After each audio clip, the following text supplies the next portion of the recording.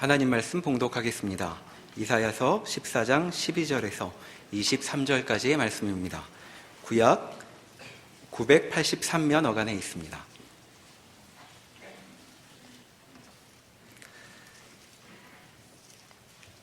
너 아침의 아들 계명성이여 어찌 그리 하늘에서 떨어졌으며 너 열국을 엎은 자여 어찌 그리 땅에 찍혔는고 내가 내 마음에 이르기를 내가 하늘에 올라 하나님의 뭇별 위에 내 자리를 높이리라. 내가 북극 지폐의 산 위에 앉으리라. 가장 높은 구름에 올라가 지극히 높은 이와 같아지리라 하는도다. 그러나 이제 내가 스올 곧 구덩이 맨 밑에 떨어짐을 당하리로다. 너를 보는 이가 주목하여 너를 자세히 살펴보며 말하기를 이 사람이 땅을 진동시키며 열국을 놀라게 하며 세계를 황무하게 하며 성읍을 파괴하며 그에게 사로잡힌 자들을 집으로 놓아보내지 아니하던 자가 아니냐 하리로다. 열방의 모든 왕들은 모두 각각 자기 집에서 영광 중에 자건만은 오직 너는 자기 무덤에서 내쫓겼으니 가증한 나뭇가지 같고 칼에 찔려 돌구덩이에 떨어진 주검들에 둘러싸였으니 밟힌 시체와 같도다.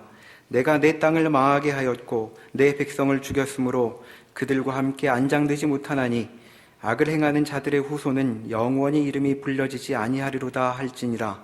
너희는 그들의 조상들의 죄악으로 말미암아 그의 자손 도륙하기를 준비하여 그들이 일어나 땅을 차지하여 성읍들로 세상을 가득하게 하지 못하게 하라. 만군의 여호와께서 말씀하시되 내가 일어나 그들을 쳐서 이름과 남은 자와 아들과 후손을 바벨론에서 끊으리라. 나 여호와의 말이니라. 내가 또 그것이 고슴도치의 굴혈과 물웅덩이가 되게 하고 또 멸망의 빗자루로 청소하리라. 나 만군의 여호와의 말이니라 하시니라. 아멘. 이사야 13장에서부터 23장까지 열국에 대한 심판이 선언되고 있습니다. 우리는 이미 지난주에 이사야 11장에서 임마누엘의 그 결국 완성할 나라를 약속받았습니다. 내 거룩한 산에서는 해됨도 없고 상함도 없는 물이 바다를 덮음같이 여호와를 아는 지식이 충만한 나라를 약속받고 있습니다. 12장에 오시면 이 약속을 받은 이사야의 찬송이 나옵니다. 그날에 네가 말하기를 여호와여 주께서 전에는 내게 노하셨사오나 이제는 주의 진노가 돌아섰고 또 주께서 나를 안위하시오니 내가 주께 감사하겠나이다 할 것이니라. 보라 하나님은 나의 구원이시라. 내가 신뢰하고 두려움이 없으리니 주 여호와는 나의 힘이시며 나의 노래시며 나의 구원이심이라. 그러므로 너희가 기쁨으로 구원의 우물들에서 물을 기르리로다 라는 찬송이 터져 나오죠. 그리고 바벨론 심판입니다. 하나님의 약속된 나라와 그 사자와 소가 함께 풀을 먹는 어린아이가 독사의 굴에 손을 넣는 그 약속된 나라에 이어 나오는 하나님의 그 증거, 그 진정성이 왜 바벨론의 심판으로 나오는가 하는 것입니다. 13장 1절은 아모스의 아들 이사야가 바벨론에 대하여 받은 경고입니다. 9절 보라 여호와의 날 곧 잔혹히 분냄과 맹렬히 노하는 날이 이르러 땅을 황폐하게 하며 그 중에서 죄인들을 멸하리니 하늘의 별들과 별무리가 그 빛을 내지 아니하며 해가 돋아도 어두우며 달이 그 빛을 비추지 아니할 것이로다. 내가 세상의 악과 악인의 죄를 벌하며 교만한 자의 오만을 끊으며 강포한 자의 거만을 낮출 것이며 내가 사람을 순금보다 희소하게 하며 인생을 오빌의 금보다 희귀하게 하리로다. 그러므로 나 만군의 여호와가 분하여 맹렬히 노하는 날에 하늘을 진동시키며 땅을 흔들어 그 자리에서 떠나게 하리니 그들이 쫓긴 노루나 모으는 자 없는 양같이 각기 자기 동족에게로 돌아가며 각기 본향으로 도망할 것이나 만나는 자마다 창에 찔리겠고 잡히는 자마다 칼에 엎드러지겠고 그들의 어린아이들은 그들의 목전에서 메어침을 당하겠고 그들의 집은 노략을 당했고 그들의 아내는 욕을 당하리라. 성경에는 표현되기 어려운 굉장히 잔혹한 심판과 멸망이 선언되고 있습니다. 이사야 선지자는 BC 740년에서 680년 어간에 활동한 선지자고, 그때 유다의 가장 위협적인 적대국은 아수르입니다. 그러나 여기서는 바벨론을 저주하고 있습니다. 결국 역사적으로 우리가 아는 대로 남왕국 유다는 아수르에 망하는 것이 아니라 바벨론에 망합니다. 그리고 바벨론은 고대 사회에서 가장 강력한 제국이 됩니다. 그러니까 바벨론에 대한 심판과 저주는 이 세상이 가지는 최고의 권력에 대한 심판입니다. 그것을 이렇게 말하자면 9절에서 보듯이 여호와의 날, 곧 잔혹히 분냄과 맹렬히 노하는 날, 그리고 모두가 다 도망을 가다가도 다 잔인한 보복을 받고 다 죽어 엎드러지는 이런 심판이 경고되고 있습니다. 하나님의 이런 심판은 그들의 폭력과 악행에 대한 심판인 것보다 훨씬 큽니다. 바벨론이 유다를 삼킨 것, 바벨론이 폭력을 행사한 것, 바벨론이 의가 없고 평화가 없는 것, 이런 일로 심판을 받는 것이 아니라 그보다 훨씬 큰 일. 하박국 2장에 가보시죠.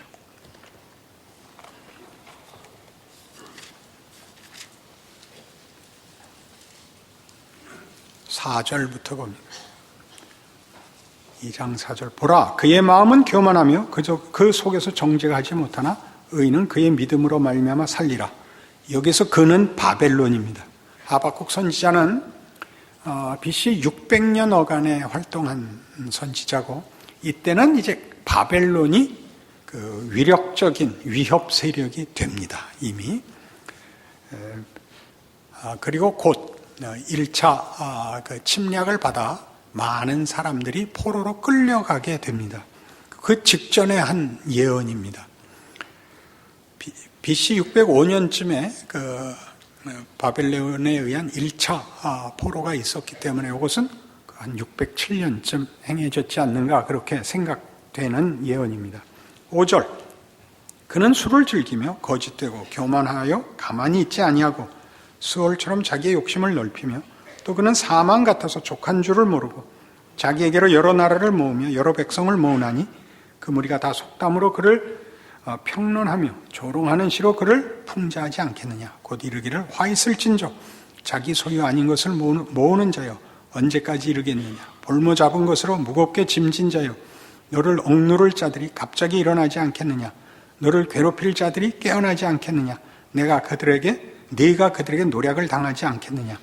네가 여러 나라를 노략하였으므로 그 모든 민족의 남은 자가 너를 노략하리니 이는 내가 사람의 피를 흘렸으며 또 땅과 성읍과 그 안에 모든 주민에게 강포를 행하였음이니라. 바벨론이 망할 것을 얘기하는데 네가 행한 대로 네가 보복을 받을 것이다. 그렇게 얘기하는 것입니다. 자기 소유가 아닌 것을 모으는 자요. 6절 얘기입니다. 자기 소유가 아닌 걸 모았다는 것은 힘으로 뺏으면 자기께 되지 않는다는 것을 결국 알게 됩니다. 역사 속에서 얼마나 강한 나라들이 흥망성쇠를 되풀이하는지 우리가 익히 알고 있습니다. 힘으로 뺏은 자, 힘으로 망합니다. 하나님이 하박국 선지자를 통하여 조롱하고 있습니다. 9절. 재앙을 피하기 위해 높은 데 깃들이려 하며 자기 집을 위하여 부당한 이익을 취하는 자에게 화 있을진저. 높은 데 사는 것이 오늘날 고층 아파트에 사는 것과 같은 의미는 아닙니다. 성벽을 높게 쌓은 거대한 힘을 갖고 있는, 네가 많은 민족을 멸한 것이 네 집에 욕을 부르며 네 영혼에게 죄를 범하게 하는 것이 되었도다. 담에서 돌이 부르짖고 집에서 들보가 응답하리라. 피로 성읍을 건설하며 불의로 성을 건축하는 자에게 화 있을진저. 침략하여 약탈하는 것이니까 피로죠. 민족들이 불탈 것으로 수고하는 것과 나라들이 헛된 일로 피곤하게 되는 것이 만군의 여호와께로 말미암음이 아니냐. 그러니까 이 흥망성쇠는 하나님이 그렇게 시킨 것이랍니다. 세상 나라의 힘으로 싸우는 것이 헛되고 반복되어 역사 내내 세상의 힘은 결국 영원한 승리와 영광을 만드는 것은 아니다를 하나님께서 보여주고 있답니다. 그리하여 이는 물이 바다를 덮음같이 여호와의 영광을 인정하는 것이 세상에 가득함이니라. 아까 이사야 11장이었죠. 나의 거룩한 산에서는 해됨도 없고 성함도 없으리라. 물이 바다를 덮음같이 여호와를 아는 지식이 세상에 충만하리라. 여호와를 아는 지식, 여호와의 영광을 인정하는 것이 세상에 가득함이라. 그러니까 하나님의 나라는 이 세상에서 만들 수 있고 세울 수 있는 것과 너무나 극명하게 대조적이라서 바벨론으로 대표되는 이 세상의 힘, 이 세상의 승리, 이 세상의 나라에 대하여 하나님이 극도의 분노로 반대를 표시한다, 그런 뜻입니다. 이 세상이 만드는 힘, 이 세상이 가지는 승리가 얼마나 헛된 것이냐를 하나님이 그 실체를 보이시고, 하나님은 그와 반대, 우리가 만드는 것과 다른 하나님만이 만드실 수 있는 것으로 하나님이시다를 대조하기 위하여 아까 본 13장 같이 하나님은 그렇게 표현하실 수 없는 잔인한 표현들을 쓰고 있습니다. 이사야 42장에서는 이렇게 얘기했었죠. 나는 여호와라. 이는 내 이름이니 나는 내 영광을 다른 이에게, 내 찬송을 우상에게 주지 않겠다. 이게 무슨 뜻일까요? 하나님이 만든 우리를 하나님의 영광, 하나님의 뜻으로 채우는 것을 방해하는 것, 중간에 타협하는 것, 난 절대 방관하지 않겠다. 그러니까 여호와를 아는 지식, 여호와의 영광을 아는 지식, 이런 것들은 다 어떤 깨우침이나 지식에 그치는 것이 아니라 우리의 존재가 하나님이 목적하는 존재가 되지 않고 다른 것으로 만족하고 타협하는 것은 내가 절대 놔두지 않겠다. 이것이 이스라엘의 심판에서, 그리고 바벨론의 심판에서 두드러지게 강조되는, 그래서 둘은 다 이스라엘의 잘못으로 바벨론이 들어와 이스라엘을 치는데, 이스라엘이 그 곤욕을 당함으로써 이방 나라를 흉내내고 힘으로 보존하는 것으로 타협하는 것을 막을 뿐만 아니라 이스라엘을 이겨서 세상 권세가 더 크고 세상이 더 큰 승리를 만들어낼 수 있다는 것도 제거하십니다. 그래야 하나님이 누구신가를 이스라엘의 심판에서, 바벨론의 심판에서 둘이 전혀 공통된 내용을 담을 수 없을 것 같은 반대 조건과 반대의 상황에서 하나님이 통일된 하나님의 영광을 선언합니다. 시편 14편으로 가시죠.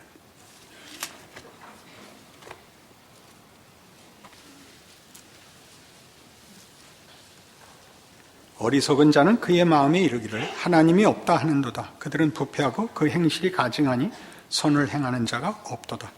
여호와께서 하늘에서 인생을 굽어 살피사 지각이 있어 하나님을 찾는 자가 있는가 보려 하신즉 다 치우쳐 함께 더러운 자가 되고 선을 행하는 자가 없으니 하나도 없도다. 죄악을 행하는 자는 다 무지하냐? 그들이 떡 먹듯이 내 백성을 먹으면서 여호와를 부르지 아니하는도다.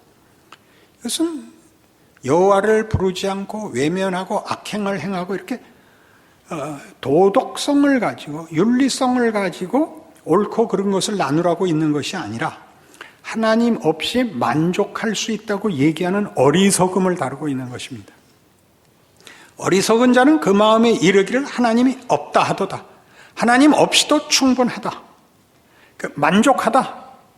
악행을 일삼고 남을 꺾고 승리하고 그것이 전부다라고 얘기하는 것이 어리석다는 거죠. 그게 어리석은 짓이다. 4절, 죄악을 행하는 자는 다 무지하뇨. 잘 봐라. 수사적 반어법이죠. 죄악을 행하는 자는 다 무지하냐? 무지하도다. 아니죠. 무지하도다. 뭐가 무지하냐? 그들이 승자고, 그들이 만족하고, 그들이 성공했다고 믿는다는 것이죠. 내 백성을 먹으면서 여호와를 부르지 아니하도다. 그게 5절에 나옵니다. 그러나 거기서 그들은 두려워하고 두려워하였으니 하나님이 의인의 세대에 계심이로다. 뭘 두려워했을까요? 승자가, 세상의 승자가 무슨 두려움이 있나요? 승리가 헛되다는 걸 알죠. 세상에서 승리를 해보셨어야 합니다. 난 안 해봤다고요? 여러분들도 꽃다운 나이가 있었습니다. 20대, 30대.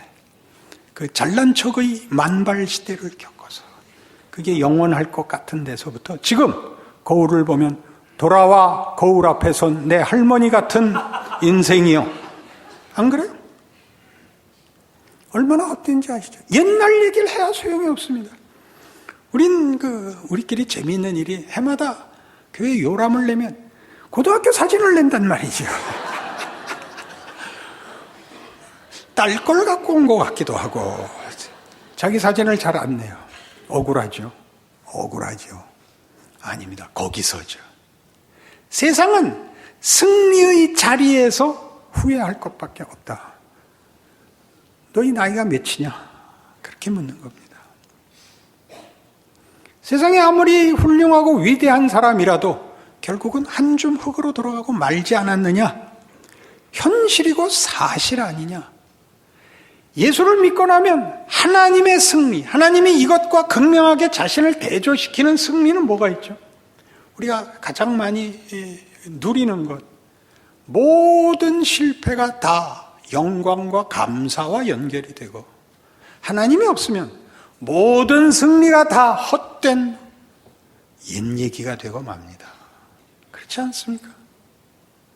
잘못한 것이 어떻게 좋은 걸 만들겠습니까? 잘한 것도 별거 아닌데 하나님이 함께 하시면 잘못한 것이 우리에게 유익이 되는 일을 신자들은 다 경험합니다. 여러분들이 다시 한번 살았으면 이렇게 얘기하는 것은 하나님이 여태껏 길러 만든 지금의 절정에 대한 이해가 없기 때문입니다. 지금은 관조하며 지금은 통찰과 분별을 가지는 지혜와 어른의 자리에 서는 것입니다. 꿈꾸는 요셉이 아니라 총리에 앉은 요셉이 되는 겁니다. 정치력을 가지거나 세상적 지위를 가져야 발휘되는 자리가 아니라 여러분 하나의 인생을 여러분이 어떻게 이해하고 어떻게 반응하며 책임을 지느냐에 온 세상을 향한 하나님의 발언이, 약속이, 증언이 묻어나오는 나이가 된 것입니다. 거기서 두려워하는 일, 우리의 현실, 우리가 만들어 온 자리, 거기서 하나님이 무엇을 하시는가 보십시오. 하나님이 없으면 세상적인 자랑에서 끝이고, 그리고 그것은 그저 지나간 일에 불과해질 것입니다. 그래서 우리 모든 믿는 자에게 하나님이 하시고 싶은 얘기는 이 이사야를 통하여 바벨론의 영광, 바벨론의 권력, 바벨론의 승리가 얼마나 하찮은 것이며, 아니 하나님이 미워하고 미워하는 문제인가를 이해해야 합니다. 그 승리는 진정한 승리가 아닙니다. 거기서는 만들어낼 게 없습니다. 생명과 진리를 만들어내는 것은 세상이 말하는 것들로는 만들어낼 수 없습니다. 정치, 경제, 사회, 교육이 만들지 않습니다. 성실함이 만들지도 않습니다. 성실한 것은 명예이죠. 생명을 만드는 것과 가치를 만드는 것은 하나님께만 있는 하나님의 창조력입니다. 그러니 예수 안에서 하나님이 하신 일이 무엇인지를 모른다면 예수를 믿는다는 말이 현실에 적용되지가 않습니다. 힘이 되지 않습니다. 골로새서 1장으로 가십시다. 신약 성경 골로새서 1장입니다. 신약 성경 324페이지입니다.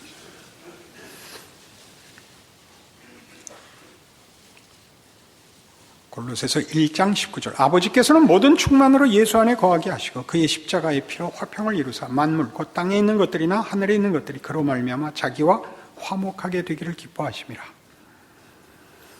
하나님의 승리, 하나님의 뜻, 하나님의 목적, 예수로 말미암는 평화입니다. 예수로 말미암는 평화는 규칙에 의한 것도 아니고 세상의 물건과 권력을 분배하는 것이 아니라 하나님 당신을 우리에게 주시는 것입니다. 예수로 말미암는 십자가의 피로 가지는 화평이죠. 내 거룩한 산에서는 해됨도 없고 상함도 없는 사자와 이리와 양과 염소가 함께 눕는 그 우리가 이해할 수 없는 우리의 이분법을 함께 묶으시는 하나님의 평화, 하나님과의 화목, 하나님으로부터의 모든 충만, 여호와를 아는 지식이 충만한 것, 여호와의 영광의 지식이 충만한 것, 그것이 예수를 믿는다는 뜻입니다. 예수 안에서의 충만이죠. 아버지께서는 모든 충만으로 예수 안에 거하게 하십니다. 하나님의 영광, 하나님의 지식이 충만해집니다. 가치, 보람, 명예, 자랑, 영광, 생명, 감사가 있습니다. 승리로 얻은 힘으로 상대를 막아야 되는, 높은 성을 쌓아야 되는, 피를 흘려야 되는 싸움이 아니라 하나님만이 하실 수 있는 하나님으로부터 오는 충만에 의한 넘침, 감사가 있는 것입니다. 감사와 자랑은 어떻게 다르죠? 감사는 넘치는 겁니다. 차고 넘친 것이고 그와 대조시켜서 자랑은 쥐어짜고 휘두르는 것입니다. 상대를 꺾고 만족을 얻는 방식이 자랑이라면 넘쳐서 나누어 줄 수 있는 것이 감사지요. 하나님은 그의 뜻을 예수로 사망의 자리에 들어와 생명을 만들어 부활 생명으로 우리 모두를 넘치게 하십니다. 세상 것으로 우리를 안심시키거나 만족시킬 필요가 없습니다. 예수 안에서 하나님과 관계되는 이 화목과 운명과 동행하심이 우리의 모든 조건에 적용됩니다. 조금 더 가볼까요? 로마서 15장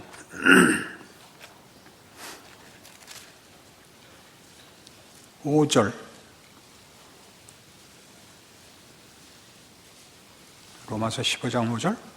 이제 인내와 위로의 하나님이 너희로 그리스도 예수를 본받아 서로 뜻이 같게 하여 주사 한 마음과 한 입으로 하나님 곧 우리 주 예수 그리스도의 아버지께 영광을 돌리게 하려 하노라. 그러므로 그리스도께서 우리를 받아 하나님께 영광을 돌리심과 같이 너희도 서로 받으라. 뭘 받으라는 걸까요? 내비두세요. 이웃을 내버려 두세요.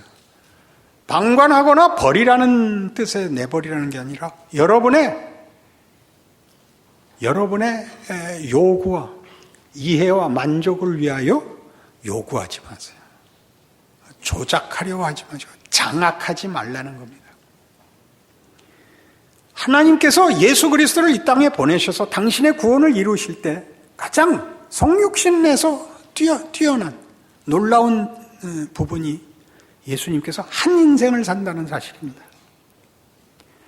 정치력을 발휘하거나 사회를 뒤집지 않습니다. 그냥 한 사람의 인생을 삽니다. 나머지를 그냥 그대로 받습니다. 그대로. 로마 정권, 당시에 이스라엘의 종교적 지도자들의 그 위선을 그냥 받습니다. 그대로 받아 자신의 길을 가시죠. 여러분, 이것이 힘이 되고 여론이 되고 주류가 되어 기독교 신앙을 확인받으려고 하지 마십시오. 여러분의 지금 조건으로 충분합니다. 예수가 그러신 것 같이 아무것도 아닌, 아무도 모르는, 예수를 보고 다 모두가 시험을 받은 그 능력, 그 힘을 왜 정치적으로 쓰지 않는가? 왜 군사적으로 쓰지 않는가? 라는 요구에 대꾸를 하시지 않고 죽어나가십니다. 여러분의 지금 삶의 모든 조건이, 정황이 동일하다는 것을 인정하십니까? 그것에 세상적인 해결이 있다고 말하는 대표가, 상징이 바벨론이죠. 힘. 우리는 국제정치 사회에서 어떻게 될까요? 중국과 일본과 미국과 러시아 사이에서 어떻게 될까요? 이런 건 중요한 조건이 아니라는 겁니다. 전혀 중요한 조건이 아닙니다. 그러니 우리의 인생을 승패로 나누거나 안심과 불안으로 나누거나 유능과 무능으로 나누면, 옳고 그른 것으로 나누면 우리는 밤낮 벌벌 떨게 되죠.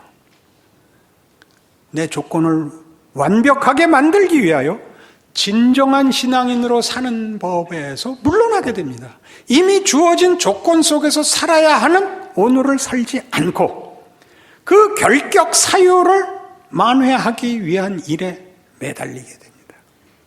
아니요. 여러분만큼 사십시오. 여러분에게 주어진 여러분의 은사, 한계, 알 수 없는 것, 아무것도 아닌 것을 사십시오. 예수가 산 길입니다. 뭐라고요? 그리스도께서 우리를 받아 하나님께 영광을 돌리심과 같이 너희도 서로 받으라. 자기 길을 가라. 걱정 마라. 그렇게 얘기하는 것입니다. 하나님이, 그 다음은 하나님이 하실 것입니다. 그게 바벨론에 대한 경고입니다. 바벨론, 나는 내 영광을 너에게 주지 않겠다. 이사야야, 이스라엘아, 나는 내 찬송을 우상에게 주지 않겠다. 그거 기억해라. 너희에겐 내가 하나님이다. 너희의 지금의 조건과 지금의 위기, 도전, 시험, 그리고 불안해서 하나님만 믿고 살 수 있는 내 자녀가 되어다오. 걱정 마라. 이렇게 얘기하는 것이죠. 이사야한테 아멘 그러지 말고 자신에게 아멘 하시는 여러분들 되시기 바랍니다. 기도하십시다. 하나님 아버지의 은혜를 감사합니다. 우리 자신이 얼마나 충분한 조건 속에 있는지를 알게 하셨으니 우리의 각자의 삶을 자기가 걸어가게 하옵소서. 아무도 대신할 수 없는 자기 인생을 살아내는 그 믿음과 그 순종과 그리고 그 명예와 그 책임을 감당하게 하시옵소서. 예수님 이름으로 기도합니다.